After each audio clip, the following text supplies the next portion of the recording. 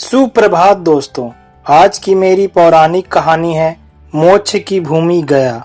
गया में पिंडदान की शुरुआत कब और किसने की, यह कहना उतना ही कठिन है जितना कि भारतीय धर्म संस्कृति के उद्गम की कोई तिथि निश्चित करना। लेकिन गया के स्थानीय पंडों का कहना है कि सर्वप्रथम सतयुग में ब्रह्मा जी ने गया में पिंडदान किया था और इसके साथ ही महाभारत के वन पर्व में भी भीष्म पितामह और पांडवों की गया यात्रा का उल्लेख मिलता है।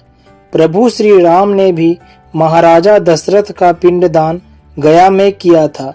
गया के पंडों के पास जो साक्ष्य है उनसे स्पष्ट है कि मौर्य और गुप्त राजाओं से लेकर कुमारिल भट्ट, चाणक्य, रामकृष्ण परमहंस और चैतन्य महाप्रभु जैसे महापुरुषों का भी गया में ही पिंडदान करने का प्रमाण मिलता है। इसके साथ ही गया को मोक्ष की भूमि व विष्णु की नगरी माना जाता है। गरुड़ पुराण के अनुसार गया जाने के लिए घर से निकले एक एक कदम पितरों को स्वर्ग की ओर ले जाने के लिए सीढ़ी बनाते हैं। विष्णु पुराण के अनुसार गया में पूर्ण श्रद्धा से पितरों का श्राद्ध करने से उन्हें मोक्ष मिलता है। इसके संदर्भ में एक कथा भी प्रचलित है, आइए जानते हैं। प्रभु श्री राम, लक्ष्मण और माता सीता राजा दशरथ का पिंडदान करने गया जी आए थे।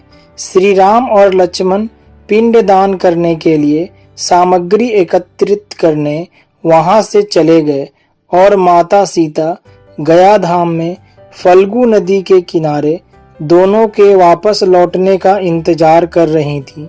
पिंडदान का समय निकला जा रहा था कि तभी राजा दशरथ की आत्मा ने पिंडदान की मांग कर दी।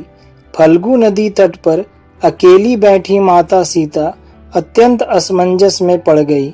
समय को हाथ से निकलता देख माता सीता ने फल्गु नदी के साथ वटवृक्ष, केतकी के फूल और गाय को साक्षी मानकर बालू का पिंड बनाकर ससुर स्वर्गीय राजा दशरथ के निमित्त पिंडदान दे दिया। जब प्रभु श्री राम और लक्ष्मण वापस लौटे तो माता सीता ने पिंडदान की बात बताई तो श्री राम ने सीता से इसका प्रमाण मांगा। माता सीता ने फल्गु नदी, गाय और केतकी के फूल से गवाही देने के लिए कहा तो तीनों अपनी बात से मुकर गए। सिर्फ वट वृक्ष ने ही माता सीता के पक्ष में गवाही दी।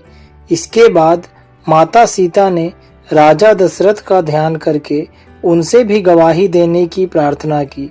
माता सीता की प्रार्थना सुनकर स्वयं महाराजा दशरथ जी की आत्मा ने यह घोषणा की कि सीता ने ही उन्हें पिंडदान दिया है। यहाँ एक बात गौर करने योग्य है कि माता सीता ने अपने ससुर राजा दशरथ का पिंडदान गया में किया था। गरुड़ पुराण में भी इस धाम का जिक्र मिलता है। इसलिए हर इंसान मृत्यु के बाद मुक्ति और शांति पाने के लिए गया में ही अपना पिंडदान कराने की इच्छा रखता है। इस पूरे प्रसंग के साथ एक कहानी और जुड़ी है कि फल्गु नदी, गाय और केतकी के फूल के झूठ से क्रोधित होकर माता सीता ने तीनों को श्राप दे दिया था। उन्होंने फल्गु नदी को श्राप दिया था कि तुम सदा सूखी रहोगी, जबकि गाय को गंदी चीजें खाने का श्राप दिया था और केतकी के फूल को पितृ पूजन में निषेध का। वट वृक्ष की सत्यवादिता पर प्रसन्न होकर माता सीता ने उसे सदा दूसरों को छाया प्रदान करने व लंबी आयु का वरदान दिया था। उस समय से ही फल्गु नदी हमेशा सूखी रहती है, जबकि वट वृक्ष आज भी तीर्थयात्रियों को छाया प्रदान करता है। आज भी फल्गु तट पर स्थित सीता कुंड में बालू का पिंड दान करने की परंपरा संपन्न होती है।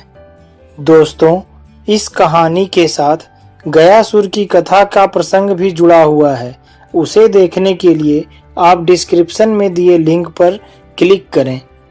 दोस्तों, कहानी अच्छी लगी हो तो इस वीडियो को लाइक और शेयर करें और हमारे चैनल को सब्सक्राइब करें। धन्यवाद।